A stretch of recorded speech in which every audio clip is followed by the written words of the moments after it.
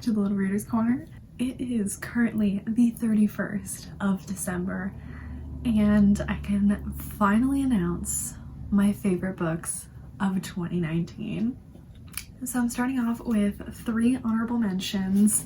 I decided to just pick 10 top books of 2019 plus 3 honorable mentions since they aren't all my 5-star reads of the year. Since I had a lot of 5-star reads, they're just my favorite of those 5 stars and the ones that I know were my favorites, even though the other ones were still fantastic. I have 3 honorable mentions, 3 graphic novels, 1 manga series, and 6 books. Let's get started. The first honorable mention is Tweet Cute by Emma Lord, and it is not scheduled to come out until January, I believe 21st, but I was lucky enough to get an ARC for review and I read it immediately because I was so excited. It is such a cute story. It basically is about 2 different families who own sandwich shops, and then the teens of those families are in charge of their social media accounts and they start this Twitter war. One is named Pepper, the other is named Jack. Their ship name is Pepper Jack. It is the cutest thing. I loved this story so much. You're gonna hear more about it as we get closer to the release date, since I am in the blog tour for it, which is really exciting. So check it out when it comes out. Next up on my honorable mentions is The Prince and the Dressmaker by Jen Wang, and this is such a wonderful story. So it is about a prince who lives a secret life where at night he puts on dresses and goes out into the city, and then he meets this dressmaker and they just start the sweetest, most pure, beautiful friendship. It is such a wonderful story. The art is so cute and it is just absolutely heartwarming. I can't wait to reread this in the new year. Next up in my honorable mentions, we have this bad boy. So this beauty is a gift that I got myself during my tax return, when I got my tax return. And it is everything you might want. It is a continuation from where the Avatar: The Last Airbender series ends in the TV show. So it is continued with graphic novels, which a lot of people don't know. Like, read these. This is it. It is by the creators. It is fantastic. Oh my gosh. I can't wait till I can afford to get the next ones, because this is one of my treasured possessions and I can't wait to keep reading it. So that was it for my honorable mentions. Now we move on to my top 10 favorite books of 2019. So these are in no particular order except for they are categorized by graphic novels, manga, and regular books. For graphic novels, if you've seen a couple of my videos on this channel, you will know. Check Please by Ngozi Kazu. Every time I try to explain this book to anyone, I get emotional because I just love it so much. So you see on the cover it's about hockey, but it's so much more than hockey. It's about that perfect boy right there, Biddy. And he starts off going to college and is basically told in a way where he's telling people on the internet about his life through vlogs and his baking and him joining the hockey team and his love life. There is male-male romance in this, and it is the sweetest story. All the hockey bros in this just melt my heart. I love them. And volume 2 is coming out in May. Sticks and Scones. Sticks and Scones. Oh, I'm so excited for that one. They are all available to read online if you can't get a physical copy, but it's just so good. So good. Next up for graphic novels, we have Heartstopper by Alice Osman. This book, these characters, It's a male-male romance story, as you can tell. Two boys in high school. They're kind of like opposing personalities, but they work together so well. It's really sweet. One of them is a jock on the lacrosse team, but he's like the sweetest, most kind little muffin you've ever met. And the other one is like a scrawny little geek who like isn't very vocal and like kind of sticks in the corner, but he's like real sweet. And the art style is so cute. The series is also available to read online for free if you can't get a physical copy. I'm on it. Okay, I found this on the web for is also available to read online for free if you can't. Check it out. Siri, no! You can find this online. Oh gosh. And then last in graphic novels we have Saga. So I have almost all of the volumes of Saga. I'm missing the last one that has come out, like I think a year and a half ago maybe. But the last one is volume 9, and the writer and artist I think are currently on a break. But I just finished number 8 this morning. This series is absolutely fantastic. So it is about a wing and a horn who it's kind of like a forbidden romance because their two people's planets are at war, and then they have a miracle baby, and they are basically like the last hope that is in the world in a kind of way. There's a lot of fantastic representation throughout this entire series. The characters are fantastic. This is very explicit. There is a lot of gore, a lot of sex, a lot of swearing. It has all of the things. So if you're not into more adult graphic novels, then this wouldn't be for you. But it is very well done, and the world is so expansive. It's amazing. I do have 2 more honorable mentions that I just need to talk about within this video. I guess this means I have 15 favorite books of the year, but oh well. I did want to mention the Fence series by C.S. Capat, Jonah the Mad, and Joanna Lafuente. If you're not into fencing, this isn't a series for you, but I love fencing so much, and this is fantastic. I love the characters in this. The only complaint that I've had is they're really short, which has been a bummer, and now I have to wait until I think like June or something for the 4th one, which is really too bad. But I did really enjoy the series. It's not in the top 10, but it's definitely an honorable mention. I also quickly wanted to mention Pumpkinheads by Rainbow Rowell and Faith Erin Hicks. So I read this during fall, and it was such a sweet story. I loved it. It's not on the exact same scale as the books that I put in my top 10 for graphic novels, but it's definitely an honorable mention. It's super cute about 2 best friends in a pumpkin patch, and they just go around trying to track a person down and like go through all of these fun little pumpkin patch areas and activities while they do that, and it just progresses throughout the story, but it's really great. Okay, moving on. Here's the big one, manga. So I have 1 series under manga.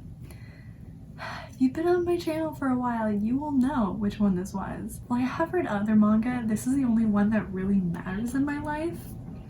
You should know that my roommate and I have been buying each other all of the copies for the last 3 years, so this is our joint collection.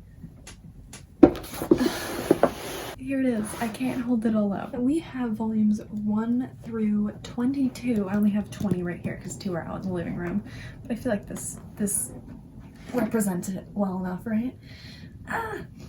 Yeah. So I have a whole video talking about my favorite manga slash anime slash possibly story of all time. That'll be My Hero Academia. So I read about half of these this year, I think. More than half. I think I read like 75% of these this year. So if you're wondering why my Goodreads goal is so high, it's because of these bad boys. It's about a hero society where in your genetics you can have a quirk, which is basically like a kind of superpower, and most of society now has quirks, but Izuku Midoriya is born without one, and all he wants to do is to be a hero, like his own personal hero, All Might, who is the #1 hero in all of Japan and basically the entire world. And then there is a way where he actually can get his own powers and he can become a superhero, and he goes to this superhero high school and starts learning and makes a lot of friends and is happy and is the sweetest bean ever. So favorite manga/anime of 2019 and probably ever. Now let's go to the novels. So I have 6 novels listed here. Let's start off with the first one. This is in no particular order, so these are all at the top at the same level. There's like a #1 spot. All right, here we go. At the beginning of the year, I finished Kingdom of Ash. A great feat in my life, seeing as this book is 900 pages and it took me 3 months to read. I'm sure you know what this is, but if you don't, this is the final book. This is the final book in the Throne of Glass series by Sarah J. Maas. Don't even ask me how many books came before this. I don't even know how to explain this book. The series is based in a high fantasy land where Selena Sardothien has to enter a competition to be the king's champion, and she has to fight against other powerful people. She was taken from the slave camps where they put her years ago, and she's managed to survive. This is apparently a very controversial series. Some people hate it, some people love it. It's very polarized for some reason. I thought it was really great. I started reading it like 7 years ago when I was in high school, and I didn't know that other people read this. It was very exciting. So I finished the final one, and it was pretty damn good, even though it was so long. It was good. Next we have a very unexpected contender. The Unexpected Everything by Morgan Matson. I've had this book for like a year and a half, and I thought it was like a cute, fun summer read. It's about the daughter of a politician, and so her dad gets involved with this political scandal and he has to take some time off work. So it makes her summer with him really weird. She decides to start dog sitting and makes a bunch of new friends and falls in love. It's like a typical summer story, except it's like 300 something pages and it's fantastic. No, it's 500 pages. It's 500 pages and it's just fantastic. Like, it's so good. And she meets this writer boy and it's just like, oh god, it's just the dream. It's perfect. It's wonderful. It's such a heartfelt, lovely story. I love it. Red, White, and Royal Blue by Casey McQuiston. I read this over the summer when I went back home to Maui for vacation for 2 weeks. Oh my god. So it's about the first son of the first female president of the United States of America and the Prince of England, and it is their love story. This is such a cute story, and as a political science and international relations major, this is so up my alley. It was so exciting. Yes, it's not perfectly correct in the way that they handle the politics, but I was really impressed either way. So this is good. I love the political aspects of it. Oh my gosh. Some of it was slightly off, but like, who cares? It was a beautiful romance. Also, this one is technically an adult, so it's a little more spicy, so just so you know. I did buddy read this year to read City of Brass by S.V. Chakraborty, and this is the UK edition. I spent 3 weeks waiting for this to arrive from Book Depository because I only wanted to read it if it had the beautiful UK cover, because I really dislike the US cover of the sequel, which I still have to read. How do I explain this book? It's good, that's what it is. So it starts off in 18th century Cairo in the Ottoman Empire, and there is magic, and there's this magical city of brass that our main character travels to. And there are jinn and spirits, and she manages to get a ride to this city of brass with a jinn spirit, and it's just such a rich story, and the way S.V. Chakraborty writes is so beautiful. It really just makes the story. So I highlighted this entire book, and I'm so happy I did, because oh gosh, I just highlighted a bunch of beautiful passages and it was wonderful. It was great. I loved it. Next up we have American Royals by Catherine McGee.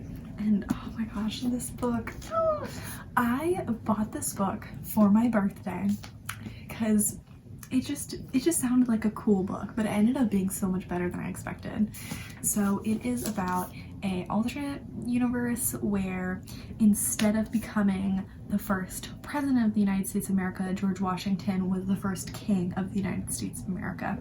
So all of history, but then add in a monarchy. So there's like the Grand Duke of Orange County or something like that. It's by the two American princesses and maybe a prince as well. I don't know. It's been a couple months since I read it, but it's great. It just really, it really hooks you. I think there are like 5 perspectives, but each of them you can tell has a purpose. I think there are 4. Yeah, there are 4. Each of the perspectives has an absolute purpose and has a storyline and has something that they are trying to strive for. They have a goal, they have something that's in their way, and they're all different. So doesn't just feel superfluous. It's just actually there for a reason. And oh my gosh, the last like 150 pages of this book, I just read through it, and it was like my birthday weekend. I didn't even care. I was lying in bed reading this book the entire time because it was so good. Oh my gosh, I loved it. I loved it. So I might have said in the beginning that there wasn't a real order to this, but let's be honest, there kind of was, because Well Met by Jen DeLuca is my top read of all of 2019. Surprise! I love it so much. So Emily has to go back to her small hometown and help out her sister, who was recently in a car crash, which means that she's currently in recovery and her daughter needs to be taken to school and all of these things. So Emily comes back to help her out and then somehow gets roped into participating in the Renaissance Festival that is going on in their town. So she becomes a tavern wench at the Renaissance Fair and has to help out, and she kind of hates it at the beginning, but then ends up loving it and ends up falling in love. And I love Ren fairs so much, and this book is everything I ever wanted. Thank you to Maddie from Princess of Paperback for immediately screaming at me that this book existed, because she knows what books I like, and this is that book. And it was so good. I immediately got the book of the month copy so I could get it first off early, second off in a hardcover because it was released as a paperback, and I have this beauty as a hardcover. I love it so much. I might start crying, but I won't because I have to wrap up this video. So those were my top reads of 2019. There were a lot of books that I still really loved and enjoyed that didn't make this list, but I can't list off all 88 books that I read in 2019. Now, there were some crap ones in there, but there were also some really good ones. So here's to hoping I'll have a lot more 5-star and 4-star reads in 2020.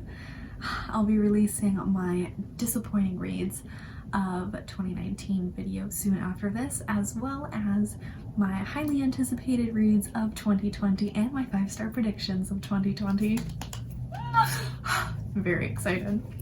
Thank you so much for watching. If you had any of these books on your top books of 2019, let me know, because then we can scream about them together, because I love these books so much.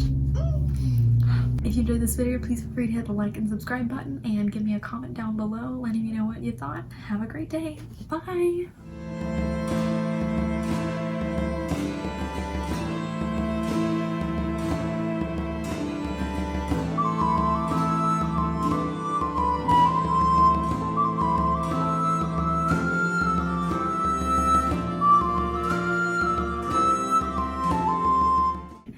In the Thorn of Glass. Nope.